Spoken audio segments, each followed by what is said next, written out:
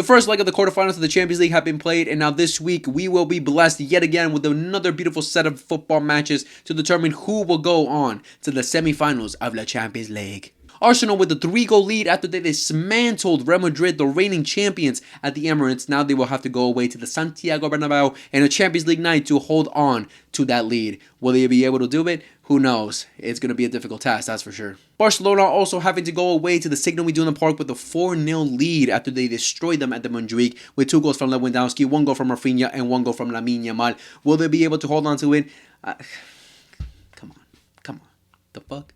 PSG with an impressive performance over Aston Villa after they defeated them 3-1 with a banger for Kvaratskhelia, a banger from Doué, and a great goal from Nuno Mendes, and obviously 1 goal from Morgan Rogers and Aston Villa's end. Now they will have to go away to Villa Park to see if they can hold on to that lead and possibly make it even bigger. Who knows? But can Aston Villa make a comeback? It's a possibility with El Dibu in goal and Unai Emery. You never know. Inter Milan having to welcome Bayern Munich to Italy and San Siro to hold on to their 1-goal lead after they defeated them 2-1 at the Allianz Arena from 1 goal from Lautaro Martinez, 1 goal from Fratesi, and 1 goal from Thomas Müller on Bayern's end. Will Bayern be able to make the comeback? Who knows? We'll see. With the way that Inter play, it will be difficult for sure. So in this video, we're going to quickly talk about the games that happened. We're going to quickly talk about what I think my predictions will be in general for the second leg, who I think will go to the semifinals. I think most of them are pretty obvious. But, let's analyze it a little bit of what I think will happen for the second leg. But we're going to start off with Inter Milan versus Bayern Munich, where Inter Milan defeated them 2-1 at the Allianz Arena. And we all know that going away to the Allianz, it's not an easy feat. I'm a Barcelona fan, so I would know that. But, an impressive display from both teams in general. I think Bayern Munich did enough to, where they could have won that game, but so did Inter Milan, because we already know going up against Inter Milan is just not an easy task. And I think a lot of people predicted that Inter Milan were going to go to the next round. I predicted that they were before the matchup, just because Inter Milan, the way they play, they're such an annoying team to go up against. Like, you do not want to be matched up against Inter Milan, because their defensive structure, the way they hit you on counters, how confident they are, is just a difficult task to go up against, right? And unfortunately for Bayern, that's what they, had to handle for the quarterfinals. But at the same time, it's also because, Inzaghi has instilled a, really good, system, a really good, play for the team, and in general of how, an idea of how they want to play football and how easily they can cause danger on counterattacks, and how easily they can be on the front foot as much as they can defend perfectly well when they need to, right? And I think the main reason also was because Vincent Kompany, this is his first year, coaching in the Champions League, so obviously the mentality factor is going to hit it, and also because he's missing some key players like Jamal Musiala, Upamecano, and Alphonso Davies, who tore his ACL, which means he's basically out for the rest of the season. So I think a lot of people pretty much said that Inter Milan were going to go through to the next round for those reasons, for sure. But looking back into the game at the Allianz, the way that we saw how Bayern Munich lined up, it definitely shows like, wow, they're missing some players. I'm going to quickly show you guys the lineups for what we saw from that matchup. So for Bayern Munich, like, we can already see, like, there's some changes right here. This guy, who the fuck is this guy? 21-year-old goalkeeper. That's a major change. The defense just looks so weird with Eric Dyer, Leimer, Kim, who the fuck? What the frick? Goretzka, Kimmich, Guerrero playing as the 10. You can tell they're down bad right now. Ulisse, Harry Kane, and Sané. And for Inter Milan, Sommer, Acerbi, Bastoni, Pavard, Darmian, Barella, and Mkhitaryan, Augusto, Lautaro Martinez, and Thuram. So you can see that they have their full force, and to be honest, that the way they play with their fullbacks overlapping consistently as much as they're coming back to come and defend, this isn't even the strongest, wingbacks. As you can see, De Marco is for sure the starting left back, and Dumfries, who is injured currently. So this isn't even their strongest lineup, as you can see. But again, this is the team that will always cause danger, because they have a system, they have a way that they want to play, and Inzaghi has instilled that, and not only to the starters but also to the substitutes as well. But in general, talking about the game, when I look back at it, I didn't watch it live just because I was watching the Arsenal versus Real Madrid game. But when I look back at the game, it was definitely a game where Bayern could have won it. They had opportunities. I think the clearest one that was surprising and shocking was when Olise, from a little counterattack, Bastoni gives the ball to Olise from a mistake. Olise jukes out a bunch of the Inter Milan defenders and literally sets up Harry Kane for a perfect sitter. Something you would expect Harry Kane to score every single day of the week, and he hits it post. He hits the post out. He hits it wide, and you're just like, what the fuck? How did you miss that, bro? Like that could have been, a complete game changer. Thomas Muller after the match also himself said that could have changed the game for sure. It could have led the game to a different direction, but unfortunately, when you're going up against a side like Inter Milan, who when they're suffering, they will defend. It's the little chances that you get, you have to, score, right? As a Barcelona fan, Inter Milan was definitely the one team I did not want to play, did not want to go up against, because they remind me, this might sound disrespectful, I don't know if they are, because I don't know if it is, because the team I'm about to compare it to is just not the same level as Inter Milan, but I'm going to say it. This reminds me of Atletico de Madrid. I think that Inter Milan are similar to Atletico Madrid. I think they're an A+ tier Atletico de Madrid. And what I mean by that is that they have a similar way of play. They have a similar system. They have a similar idea of how they want to play against teams. With, the managers have a similar mindset of how they want to play football. Very defensive, low block when they need to, trying to hit you on the counterattack, use their wingbacks consistently, go for dangerous crosses, efficient crosses, have their strikers, tall strikers, big strikers, even aggressive strikers, draw back from long balls hit to them, hold up play. That's the way that they want to play, and that's how Atletico play. But I'm saying that Inter Milan are A+ tier because they have better players, better individuals, a better concept of how to play that system, and they're more effective on the counterattack. They're more effective with the chances that they get, with a better manager who has more confidence, who has instilled his confidence into the team, rather than Simeone, who just shows that he just isn't confident all the time playing this system, right? We've seen him this season how bad he's played, but that's what I mean by it. That's why I find it, a nuisance having to go up against them for the semifinal, because Atletico was the one team that Barcelona have suffered against this season because of the way they play, right? In general, going up against any low block is the most annoying thing. But looking back into this game, there is definitely, some errors in Inter Milan's way that they play, because as much as it's a very secure type of system, it's also, high risk, high reward, because you're using your wing backs, you're leaving a lot of your defense back with only 3 in the back. You're leaving a lot of areas to attack in the defense, and can also get hit back in the counter if they're not effective enough. But we saw in this game that they were effective, right? With the little, good goal from a little counter attack for Lautaro Martinez, who absolutely banged it in. But again, it was a game where Bayern Munich could have, if they were more effective on another day, they could have scored. They could have won this game, because I think Olise was spectacular in this game. I think a lot of players, Harry Kane had some opportunities more than once where, like, if he was just like on it that day, he could have scored more. But again, when you go up against this Inter Milan side, it's about the small factors in a game where you have to take your chances and to defeat them.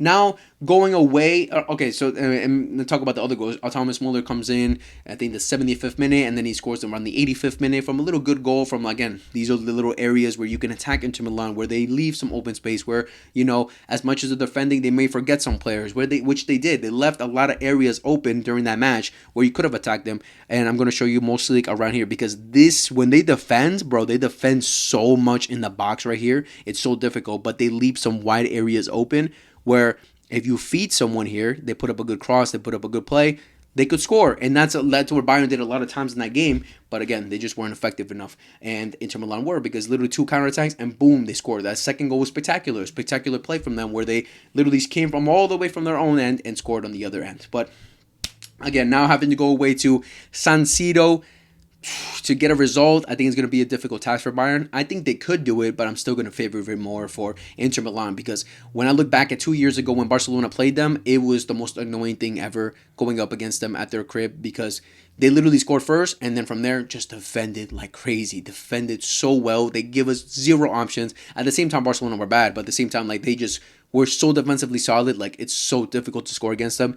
And they know how to suffer. They just know how to suffer, and I'm pretty sure they just do the same thing against Bayern. Like, Bayern Munich are going to have it difficult to try to get a goal, and I think if Inter Milan see that they need to defend, they need to just suffer for the rest of the game, they will, and they know how to do it effectively. So I still favor Inter Milan for this tie, and I think they will be reaching the semifinals of the Champions League. Now moving on to Aston Villa versus PSG, where the first leg PSG defeated Aston Villa 3-1 from 2 bangers and, one little good individual play from Nuno Mendes. The bangers from Kvaratskhelia and Doué were incredible, and one goal from Morgan Rodgers, right? Where Let's be honest, like PSG was completely and utterly all over Aston Villa. They were 100% the better side. They 100% deserved the win, and that game could have ended a lot more worse. A lot more worse. That's not even a good phrase, like that. But a lot worse for Aston Villa than it actually ended up.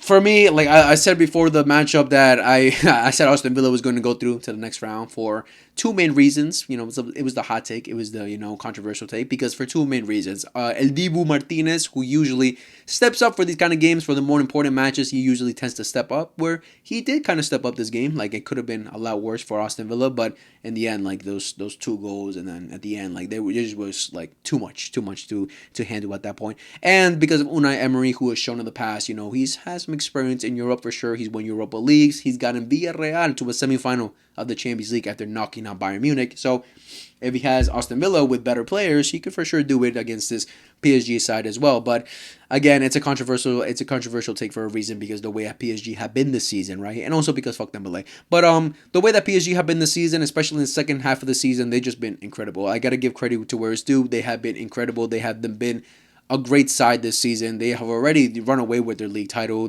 I think that their cup they're gonna win basically for sure. They're a team that's also on for the treble. So it's safe to say that they're for sure one of the favorites for the Champions League, because of how well they've been playing football. They literally eliminated in a great fashion the Liverpool side, who a lot of people consider the favorites as well, after finishing first in the league table, and because of how they're basically running away with the Premier League as well. But in general, when I look back to this game, obviously I didn't watch it live because I was watching Barcelona versus the Borussia Dortmund. But when I look back to this game, yeah, it was just a matter of PSG had countless chances in this match where, again, Dibu stepped up, saved them countless times, and in the end, like, it literally took two bangers for them to finally go up, right? It took like incredible goals, incredible individual plays for them to go up in this match. Where Kvaratskhelia is like, and do it. We're like, all right, fuck it. Like we're down. We're not taking our chances. I'm gonna do it myself, right? But Aston Villa obviously go up first from a little counter attack after Nuno Mendes lose the ball, like near the halfway line, and then Aston Villa hit them on the counter attack, and then a good setup play,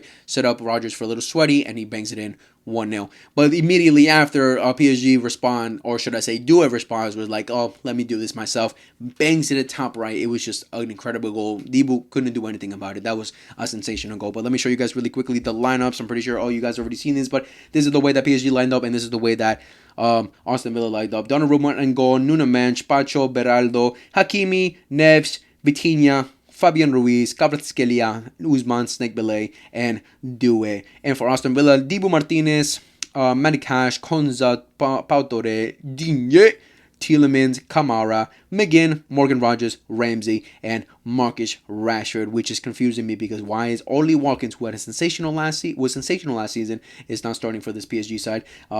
I don't know. But also I want to give a little shout out to Faisal, El Faiz. I'm pretty sure all you people that watch football in general, watch these kind of commentaries, know who he is. I want to give him a shout out because he's the first person I've seen do these kind of, concepts where they show the lineups, they show, it's a good way to interact with you guys more than rather just see me talking, right? And little shout out to him because I basically stole this idea from him. So much love to him. Don't Faiz, go follow him. I'll have his link in the description so you guys can check out who he is if you don't already, because you're probably living under a rock. But yeah, this is the way that they lined up. But in general, talking about the game, again, PSG were just completely all over Aston Villa, and again, it could have been a lot more worse. Well, a lot worse for Aston Villa for sure. Kvaratskhelia with an individual in incredible individual play where he just completely sent the defenders and then banged it in like a Dibu. I don't think anyone, not even Dibu, was expecting something like that to happen. And then towards the end, like Nuno Mendes, puts a dagger into the game with a little, great individual play as well, where he just lobs it over Dibu, and they get the 3-1,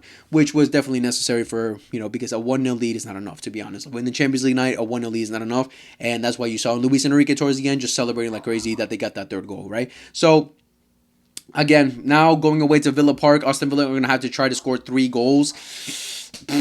Yeah, no, I don't see it. I don't see it happening as much as I would like to, because again, fuck Dembele. But as much as I would like to see Aston Villa get through, I don't think they're going to score 3 at Villa Park and not concede either. This PSG side is just too dangerous. They play football just too incredible right now, to the point where you just can't outplay them. Like it's going to take like a massive off day from a lot of these players for the other side, for the opponent to dominate this PSG side right now. They're definitely one of the best teams in the world right now. That with the way they're playing football and the way Luis Enrique has them playing, right? So I just don't see how Aston Villa can do enough in this game to get back into the game and win the game. Like scoring three and not conceding, it's just not gonna happen. But yeah, PSG through to the next round for sure.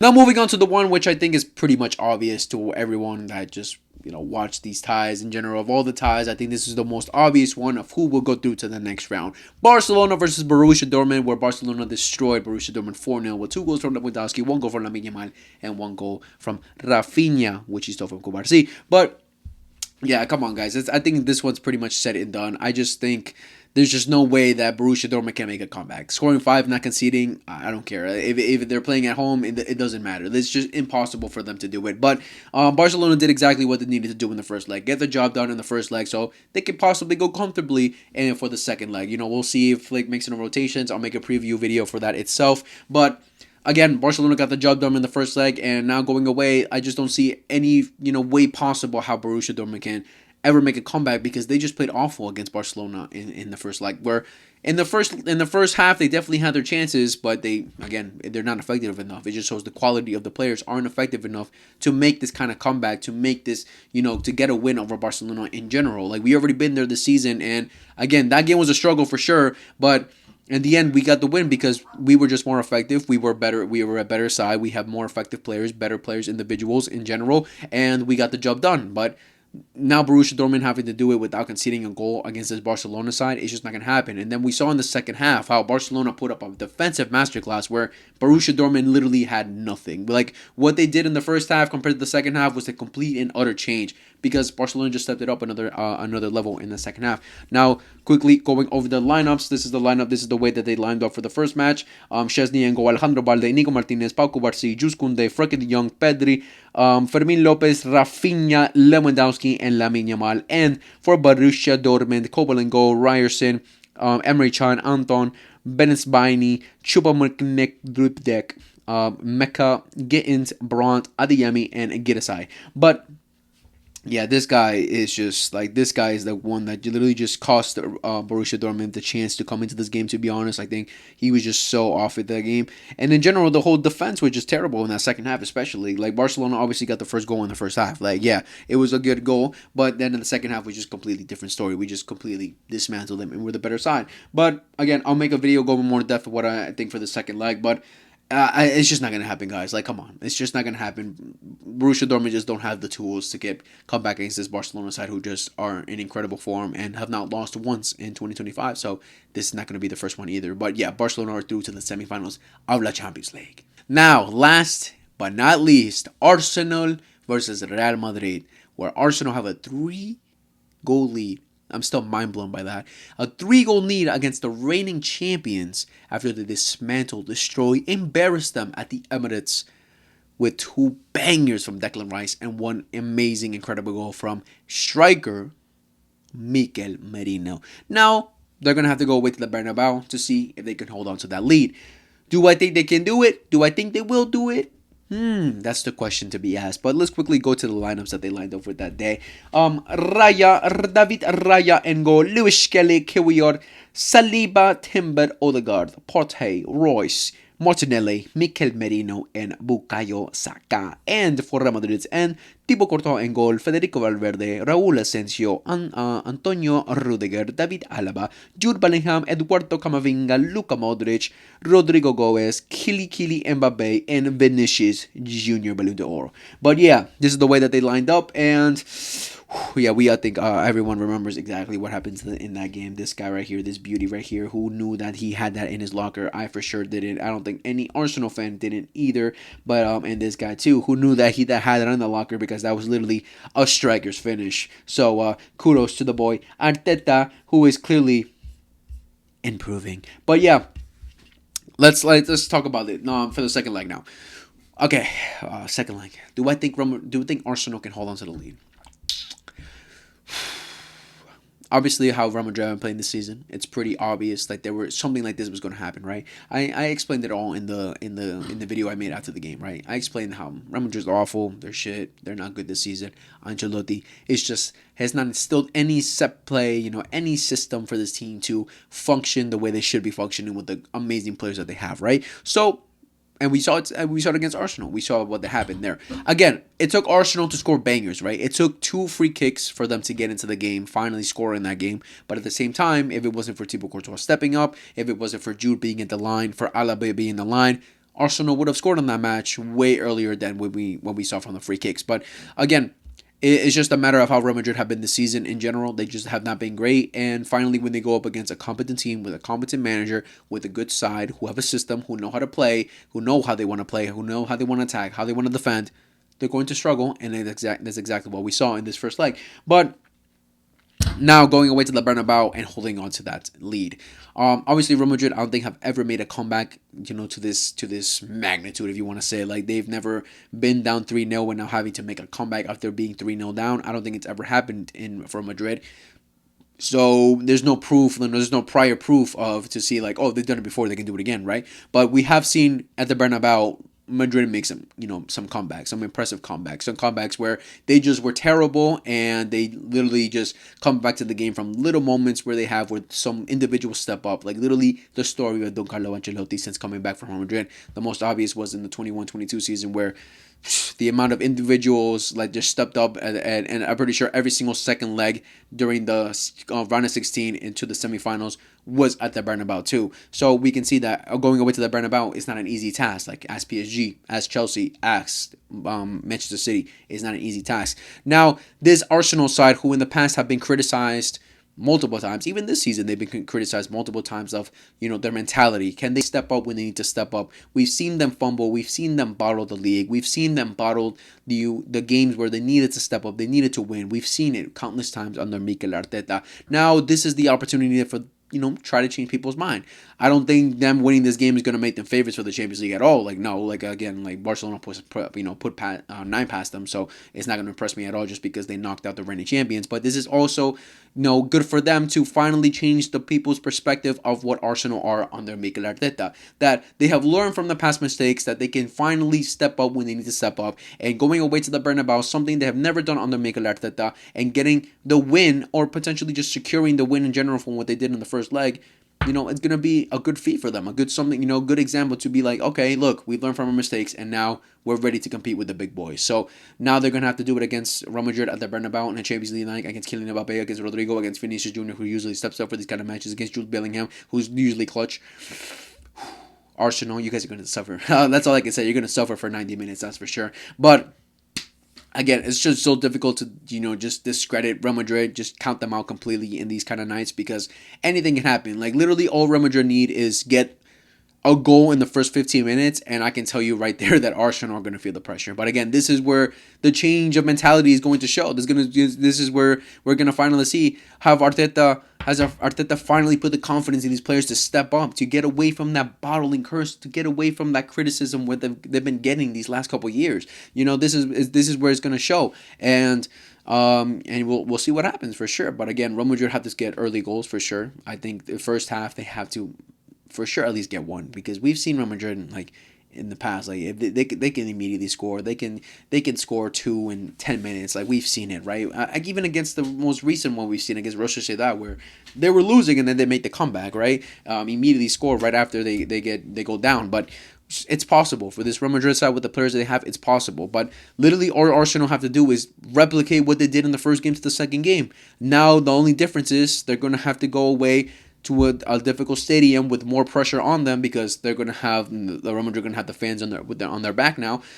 So they're going to have to, this is where the big mentality steps, kicks in, where they're going to have to show that they can handle this kind of pressure. But literally just replicate what they did in the first game. Like they defended perfectly against Real Madrid. They were the better side that day, not only attacking but defensively. Like they literally took Mbappe, Vinicius Jr., Rodrigo, Bellingham. They took them out the game completely. And I just don't see what Ancelotti is going to do different from the first game to the second game. Again, the main criticism from Ancelotti this whole season is how bad tactically he is. I just don't see how he's going to make any tweaks or any changes. I think the only thing he's going to really do is what we've been seeing on Twitter is, make a motivational video for the players to, hopefully get emotional and step up. Barcelona did it for the Champions League final against Manchester United in '09. So he can do it now for the quarterfinals for his players, right? So, hopefully for him, it motivates them and they'll step up against Arsenal. Who knows? We'll see what happens. But I just don't see what tactically he'll change. The only changes we're really going to see is probably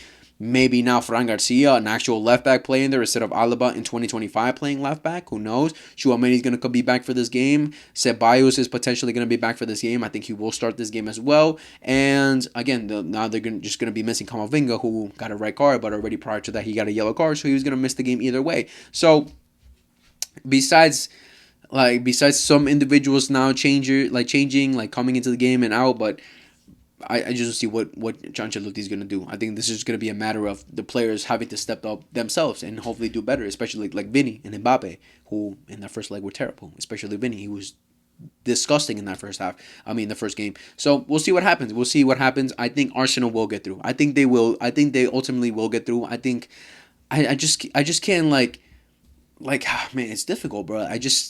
I don't think they'll bottle it, bro. I really don't think they'll bottle it. I think they'll be defensively secure. I think at the most Real Madrid will score 2, but I don't think 4. I think Real Madrid will 100% have to be more on the front foot this game because they're going to need goals, and that will leave them vulnerable in some areas where Arsenal can attack and get some goals in. So I definitely think that Arsenal will get through because they're a better side. They have a better system. They have better a way of how they want to play. So I think Arsenal will ultimately get through. Now, the one message I want to give to an individual who, let's be honest, everything, the cameras, the spotlight, the boos, the hate, everything is going to go up against one player and one player only. Kylian Mbappe. Kylian Mbappe, all I got to tell you is, buddy, after the match, if you guys get knocked out against Arsenal, ultimately, disconnect from social media, get away from social media till the end of the season. Just get away from everything because the amount of criticism, the amount of hate you are about to receive from not only oppositions, not only from journalists, but from your own fans is going to go up another level because you joined this Real Madrid side to take them to the next level, to win a treble, a sextuple, to win it all, to do at least the minimum what they did last season, which was the Champions League and the league title. That's what they brought you in for. That's why they were waiting for you. The amount of times you rejected them and you finally come. And to go out in the quarterfinals of a Champions League where you put up a stinker, you are going to get destroyed, buddy. All I can say is that to minimize it even a little bit, try and at least get 2 goals. Try and get 2 goals so you can get that hero factor. Well, at least he tried. But at the same time, they're still going to destroy you because you joined a winning side and made them worse. That's what the whole headlines are going to be. I don't think it's I'm not going to fault him and tell him, yo, it's because of you. I think it's more because of Ancelotti and because Real Madrid didn't prepare enough for the season to be competitive. But again, it's just going to be, the blame is going to go all on you because the rest of the players have already proven in the past you're the only one who hasn't. So that's all I can say. Mbappe, be ready for the amount of hate you're going to receive. I don't condone that. Again, guys, I don't condone you guys going hating on players like that. Again, you can hate on the teams, you can hate on the players on the football page, but outside with all this, any type of negative shit, come on, be grown up, make fun of them with edits and stuff. That's acceptable. That's fine. Fail comps if you want to put, but later DM them and say all this nasty stuff. Grow up. But yeah, that's all I can say. But in the end, I think Arsenal will ultimately get through to the semifinals of the Champions League. So my prediction is Arsenal versus PSG for the semifinals and Barcelona versus Inter Milan for the semifinals of the Champions League. So yeah, let me know down in the comments what you guys thought about everything I just said throughout this video. Who do you guys ultimately think will get through to the semifinals, and who do you have as your favorites in general? How do you think the scorelines will be? I'm not going to predict the scorelines because anything can happen in these Champions League nights. But yeah, let me know down in the comments everything that you thought about this video in general. Remember, subscribe, favorite. Follow all my socials down below throughout the video. You already saw what my socials are, so go check that out. I will be streaming both the Arsenal versus Real Madrid game on Wednesday and Barcelona versus Borussia Dortmund. So make sure to tune in for that on my Kick, on my Twitch, or on my YouTube in general that you're on right now. But yeah, much love to all you lovely people who watch this video. and take care and peace.